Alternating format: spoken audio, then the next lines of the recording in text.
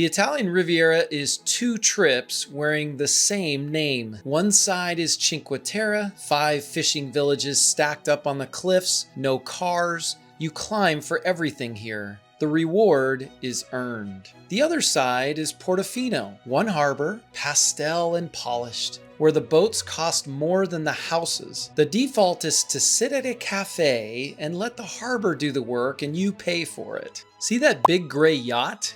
Word in the harbor was it belonged to Steven Spielberg. He arrived on a super yacht. We got here on a €10 bus. And the single best view of all of it costs almost nothing. By the end of this video, you will know exactly where to stand to get it. We start on the hard side.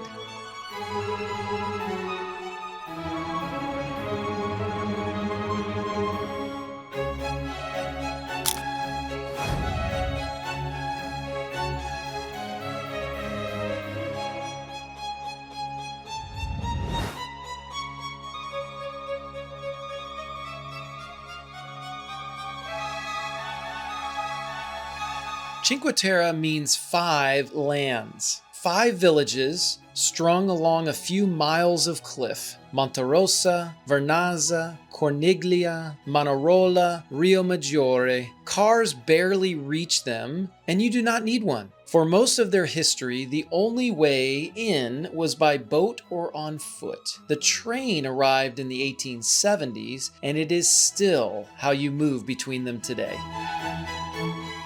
It was quite chaotic at the train station. I don't even know if I had a chance to video it because our train pulled up and we were on the wrong side. So we had to fight through people, go down the stairs, under the tunnel, up the other side, and hope the doors were still open, which they were. But man, that was perfect timing because the next train is every 30 minutes. She's still fighting a cold. Look at the hillsides. Every one of those terraces was cut by hand. The dry stone walls holding them up have been built and rebuilt for 1,000 years. People who measure these things say that if you laid out all of them end to end, they would run longer than the Great Wall of China. Nobody planned that. It is just what it takes to grow wine on a cliff. Fishermen painted their houses in bright, separate colors so they could pick out their own home from a boat offshore, a palette that doubled as a navigation tool. Cinque Terre became a UNESCO World Heritage Site in 1997. Here is how you actually move through it. Buy the Cinque Terre train card. Hop on, hop off, unlimited, between all 5 villages in La Spezia. One tip that saves you a headache. If you come in on a cruise, buy the card at the cruise terminal, not the station. It is the same price and it comes already validated, so you are not fumbling at a machine while your train pulls in. And ride to the far end first. Start at Monterosso, the farthest village, and work your way back toward La Spezia. You travel with the light instead of against it.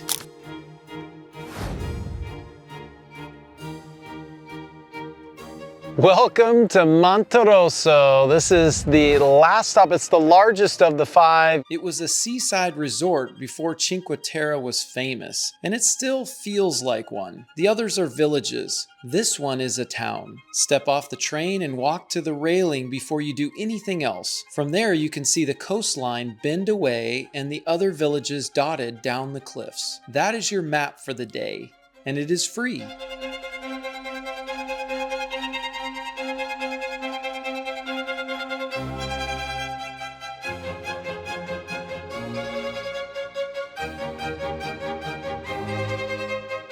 Walk through the tunnel which splits the beachy vibe into the old town, and Monterosso changes. The resort gives way to narrow streets, a clock tower, and the smell of focaccia, which is the regional bread you will eat all day on this coast. If you time it for noon, the bells go off all at once. It's exactly noon. We did it again. Did this in Spain as well.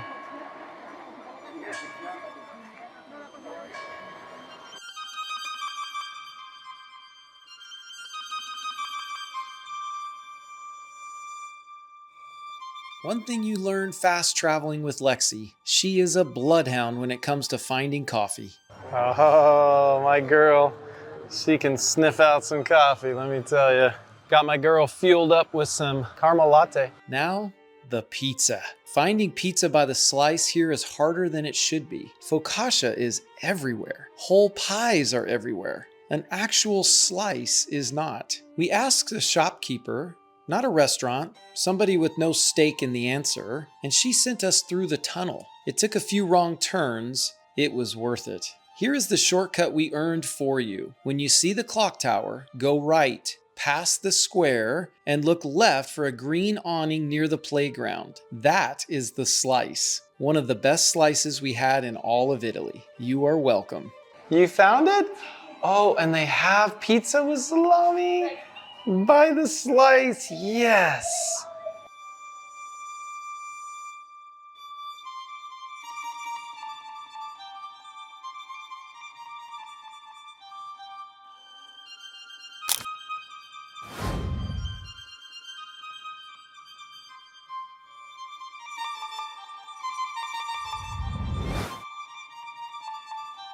It can be quite crowded getting off the train, down the stairs, hang a right, and this is what greets you.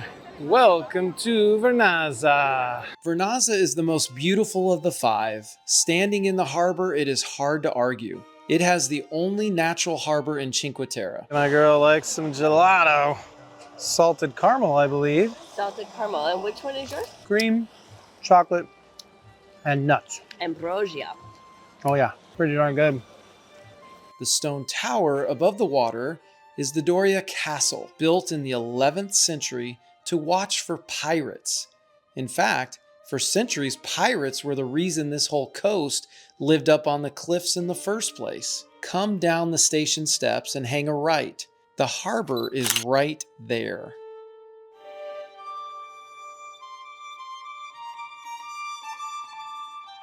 Find the small hole in the stone wall near the harbor. It frames the open sea on the other side like a window. Best free picture in the village. Then look at the curved rocks at the base of the harbor. In 2011, a flash flood tore down these hillsides and buried Vernazza's main street under almost 4 meters of mud.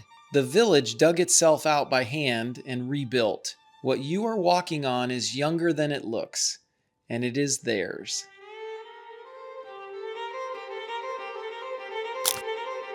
Then there is Corniglia. Everyone stays on the train. You can get off. It is the only one of the 5 that does not sit on the water. It is up, about 90 meters up, on a rock shelf with vineyards behind it. From the station, you climb the Larderina, a brick staircase of 382 steps in 33 flights. There is a shuttle bus included with the Cinque Terre card if your knees vote no. We skipped it too, because Lexi was fighting a cold and time was short. But here is the thing about the village everyone passes. The crowds that pile off at Vernazza and Manarola get back on the train here. If you want Cinque Terre without the crowd, Corniglia is the stop. Take the shuttle, skip the stairs, and have the view to yourself. That is the trade Corniglia offers. Fewer visitors, same coast, free. One of the locals the one that we missed is known for their fish. So I'm kind of sad that and they're we on the missed that hillside, one. the only one not on the coast. I know, crazy. How about that? Crazy. And they're known for their fish, so.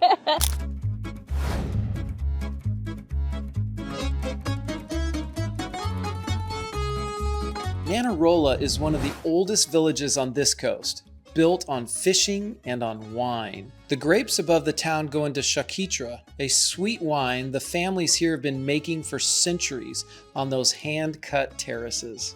This seriously looks like wood with termite damage.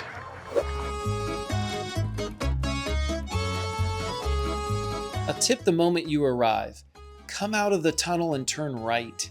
That is where the village, the shops, and the water are. You are greeted by this big courtyard with the beautiful floor design, and then start to see some of the magic. Turn left and you are hiking uphill within a minute. This is the photo you have seen of Cinque Terre even if you did not know its name. I am an ocean guy, but even if you turn around and look the other way, you got the hillside.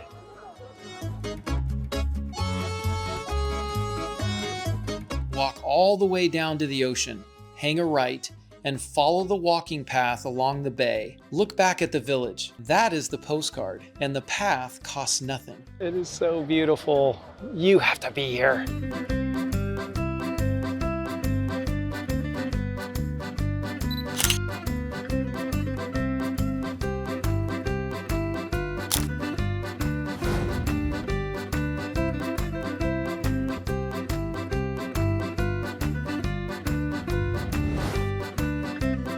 To access it from the train terminal, you're gonna have to go through this long, pretty decorative tunnel actually. It's pretty cool. They got some different fresco artwork and so on. It's pretty great. Riomaggiore is the last village, the first one you reach coming from La Spezia, and it climbs steeply from the water. It dates to the 13th century and it has always lived off of the sea.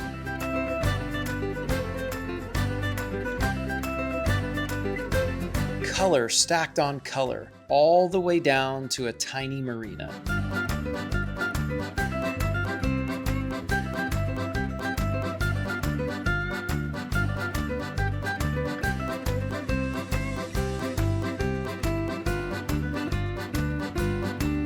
Five villages. We did 4. 4 is a full, good day, which is exactly the right note to leave Cinque Terre on, because the other face of this coast plays by completely different rules.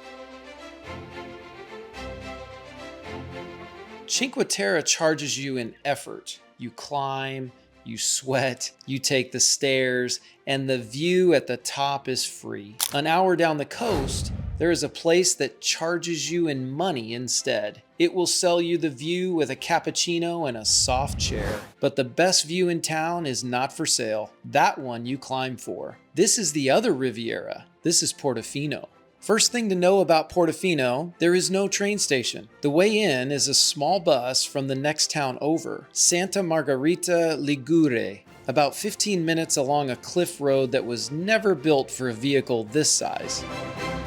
And here is the budget move that runs through this whole half of the trip. That bus is a 10 euro pass, good all day, anywhere. The luxury shore excursion to the same village runs 80 to 100 euro a person. Same harbor, same view, same yachts. The bus is 1/10 the price, and a much better story. He drives fast. He's got a lead foot. It's like an amusement park ride with this guy.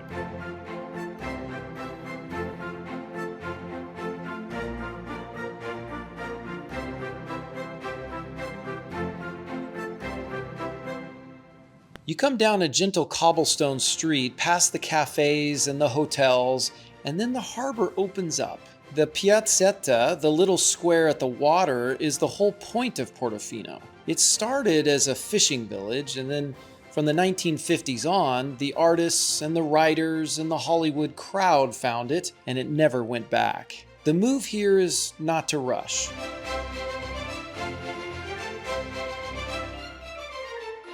You just chill. You sit and let Portofino open to you. Now, the honest part. Portofino is expensive on purpose. A cappuccino at the harbor will run you 8 to 10 euro. Lunch is easily 30 to 40 euro a person. Just gorgeous to have a cappuccino up there overlooking the harbor.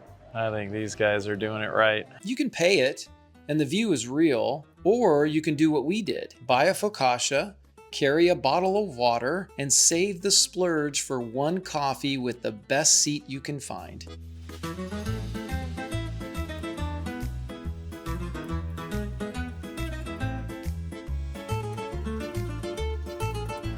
Here is the exception we promised. Portofino will hand you a lovely view from a cafe chair, but the view worth remembering you walk up for. From the harbor, a path climbs the headland. Bring real shoes. Halfway up, you reach the church of San Giorgio. Portofino's sailors brought the saint's relics back from the Crusades, and the town still credits him with once turning back a pirate attack. Everyone stops here, catches their breath, and turns around for a photo.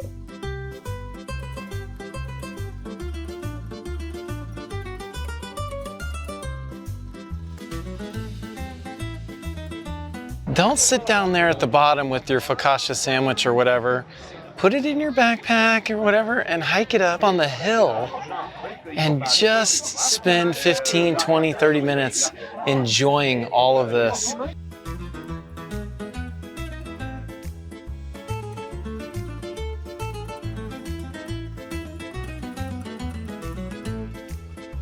Behind the church, there is a small cemetery, and it is one of the most peaceful spots in Portofino. Cemeteries can actually be kind of fun. I want you to tell me, if you come here, tell me the oldest one that you find and put it in the comments. And what'd you find, my love? I found 1815.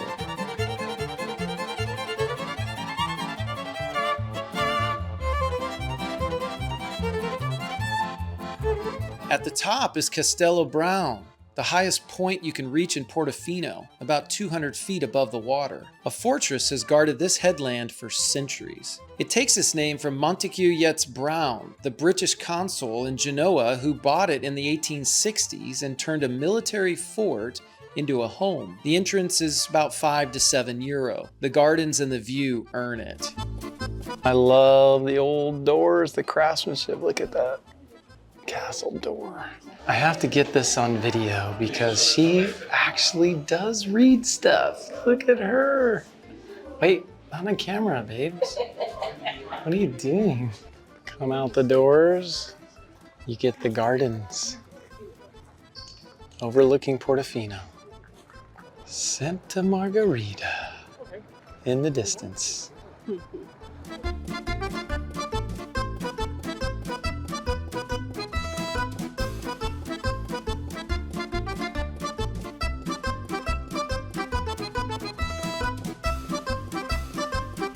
Here's the view we promised you at the very start. There are actually 3, and you will miss at least 2 of them if nobody tells you where to look. The first is inside the castle courtyard. The back wall opens toward the harbor below. Walk to it.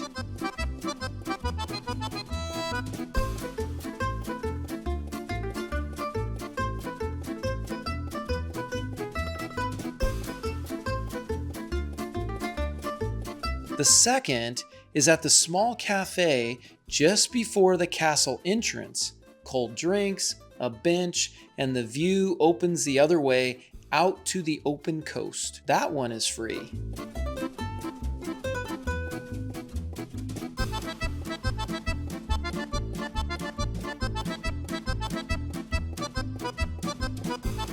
The third is the one you came for. After the castle, head back toward the exit. At the split in the path, do not turn right. That is the way you came in. Instead, turn left. The path drops gently, curves around the headland, and the whole harbor appears below you at once. That is the shot. That is where you stand. You will walk past it if nobody tells you where to stop. Now you know where to stand.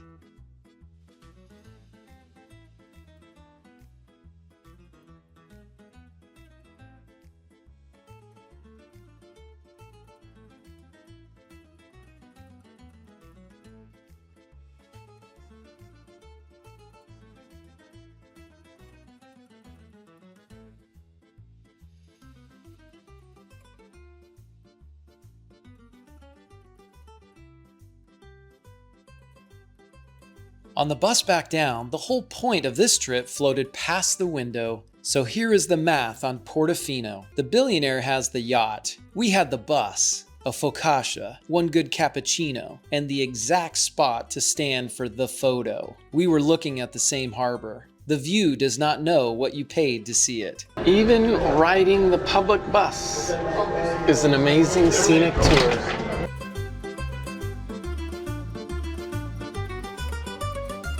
That gray yacht right out there is Steven Spielberg's. He was visiting Portofino today. But here's the part nobody plans for. In both places, the best view is the one you walk up to, not the one you pay for. The climb is free. The bus that connects all of it is €10. The expensive part was never the view. The view belongs to whoever shows up and is willing to walk. You do not need the yacht. You just need a train card, a bus pass, and a good pair of shoes. That is worth the trip. If you liked how we did this coast, we did Rome the same way. The local attractions, the spots the tour groups walk past, the free things that hit harder than anything you paid for. That video is right here. Watch that one next.